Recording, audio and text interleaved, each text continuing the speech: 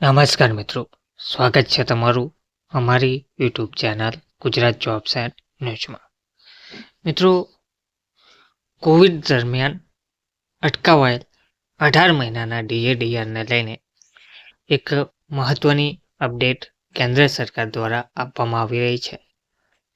Covid દરમિયાન અટકાવેલા 18 માસના ડીએડીઆર ચૂકવવા કેન્દ્ર સરકારનો નિર્ણય ચાલી રહ્યો છે. કેન્દ્ર સરકાર કોવિડ-19 રોગચાળા દરમિયાન રોકાયેલ 18 મહિનાના મોંઘવારી ભથ્થું ડીએ અને મોંઘવારી રાહત ડીઆર બાકીદારોને રિલીઝ કરશે નહીં તેવું કહેવામાં આવી રહ્યું હતું. નાણાં મંત્રાલયે સંસદના બંને ગૃહોમાં પ્રશ્નોના લેખિત જવાબોમાં પુષ્ટિ પણ કરી છે.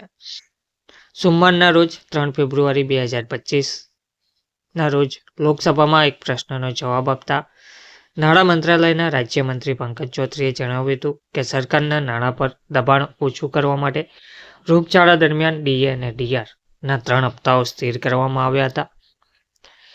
તેમાં 1/1/2020, 1/7/2020 અને 1/1/2021થી કેન્દ્ર સરકારના કર્મચારીઓ અને પેન્શનરોને મોંઘવારી ભથ્થા ડીએ, મોંઘવારી રાહત ડીઆરના 3 હપ્તાઓ ફ્રીઝ કરવાનો નિર્ણય કોવિડ-19ના સંદર્ભમાં લેવામાં આવ્યો હતો, જેના કારણે આર્થિક વિક્ષેપ ઊભો થયો હતો.